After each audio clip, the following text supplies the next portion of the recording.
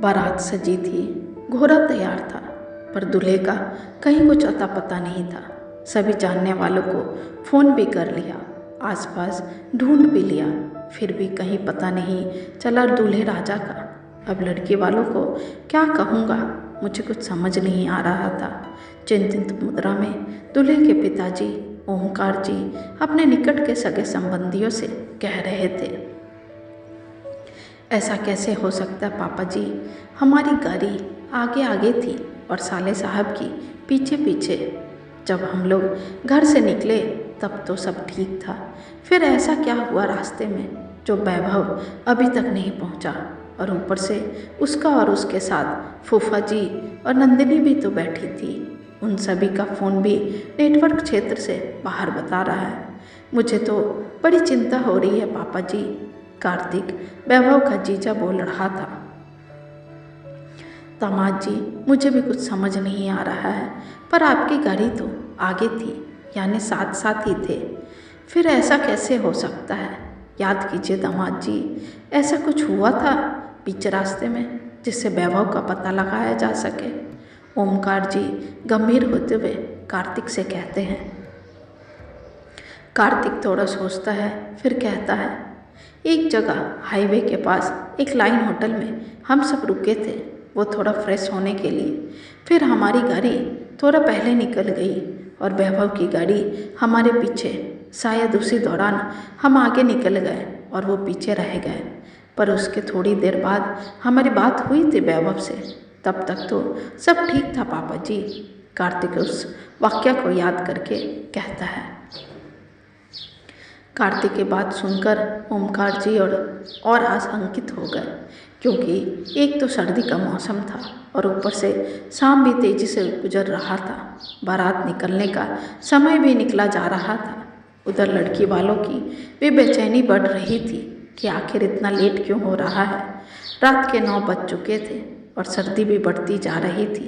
ऐसे में ओमकार जी को लगा कि जाकर लड़की के पिता सुरेंद्र जी को इसकी जानकारी दे देनी चाहिए। उन्होंने कुछ करीबी रिश्तेदारों को अपने साथ लेकर सुरेंद्र जी के द्वार पर पहुँचे। सुरेंद्र जी पहले से ही शमियाने के मेन द्वार पर इधर से उधर टहल रहे थे। सामने से ओमकार जी को देखते ही उनकी तरफ तेजी से कदम बढ़ाते हुए आते हैं और हाथ जोड़कर कहते हैं, क्या हो गया समधी जी, बारात आने में इतना समय क्यों लग रहा है? देखिए, बाहर ठंड भी बढ़ती जा रही है और कोहरा भी छा रहा है। आपने तो 7 से 8 बजे के बीच में बारात लगाने की बात की थी ना, फिर ये देरी क्यों समधी जी? बेचारे के चेहरे पर झलकते हुए सुरेंद्र जी कह रहे थे। समधी जी, कृपया आप ऐसे हाथ मत जोड़िए, हाथ तो अब हमें जोड़ना चाहिए आपके सामने, गंभीरता भरे शब्द में ओमकार जी कह रहे थे। ऐसा मत कहिए समधी जी, हमसे ऐसी क्या भूल हो गई समधी जी? सुरेंद्र जी बेटी के एक डरे हुए बाप की तरह बेचारगी में फिर से कहते हैं, आपसे कुछ गलती नहीं हुई है समधी जी, गलती कही है बदकिस्मती, पर यह शादी अब नहीं हो सकती। हाथ जोड़ते हुए ओंकार जी कहते हैं। पर क्यों समधी जी, हमसे क्या चूक हो गई समधी जी? भगवान के लिए ऐसा ना कहिए समधी जी, हमारी इज्जत का सवाल है। हमारी बिटिया का क्या होगा? कौन ब्याहेगा उससे? अब हम आपके पैर पड़ते हैं समधी जी, ऐसा मत कीजिए। और कहते कहते सुरेंद्र जी रोने लगते हैं। तभी ओमकार जी उन्हें पकड़कर चुप कराते हैं और फिर कहते हैं, अब क्या बताऊं समधी जी, जिस गाड़ी में वैभव बैठा था उस कार का कोई आता पता नहीं है। शाम 6 बजे से लगातार हम फ़ोन कर रहे हैं, पर कोई जवाब अभी तक नहीं आया। हम सब भी उतने ही परेशान हैं जितना कि आप। पता नहीं क्या हुआ है मेरे बेटे के साथ। कहते कहते ओमकार जी भी आंखें नम हो जाती है। फिर सब ओमकार जी को भी चुप कराते हैं और इसकी सूचना पुलिस में दर्ज कराते हैं। जब लड़की और उसके परिवार वालों को इसकी खबर लगती है तो पूरे घर में सन्नाटा पसर जाता है। कुछ पल के लिए अजीब सी चुप्पी थी घर में। ऐसा लग रहा था जैसे कोई मातम पसरा हुआ है। दुल्हन अवनी की माँ शारदा जी तो सुन सुनकर बार बार बेहोश हो रही थी, ये सोच सोचकर कि अब अवनी का क्या होगा। अब तो लोग उसे न जाने कितने नामों से बुलाएंगे, अब सौगुनी, अब अभागन, बदकिस्मत। अब तो आजीवन उसकी बेटी कुंवारी रह जाएगी, कोई नहीं थामेगा अब अवनी का हाथ, कह कर रोए जा रही थी। माँ को इस तरह रोते देख अवनी को गुस्सा आ गया और वो चिल्लाकर अपनी माँ को कहती है, माँ चुप भी करो, अब ऐसा कुछ नहीं होगा, देखना वो ज़रूर आएंगे, मुझे पूरा विश्वास है अपने भगवान पर। अब पापा गए हैं ना पुलिस स्टेशन पता करने, फिर आप ऐसी उलझुल बातें बोलना बंद कीजिए। पुलिस ने भरोसा जताया कि हम जल्द से जल्द वैभव को ढूंढ निकालेंगे। फिर ओमकार जी और सुरेंद्र जी घर चले आते हैं।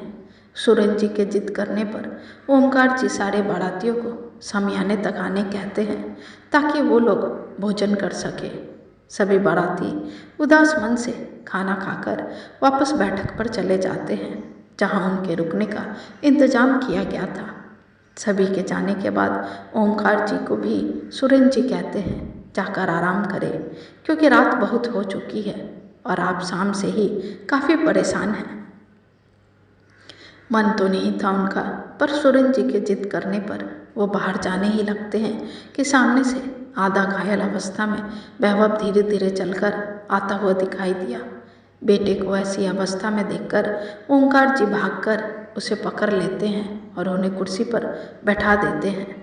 तब तक सुरेंद्र जी भी भागकर वहां आ जाते हैं और अपने बेटे को मरहम पट्टी करने बोलते हैं। सुरेंद्र जी का बेटा जल्दी से मरहम पट्टी लेकर आता है और दूल्हे के छोटे मोटे चोट पर मरहम पट्टी करता है।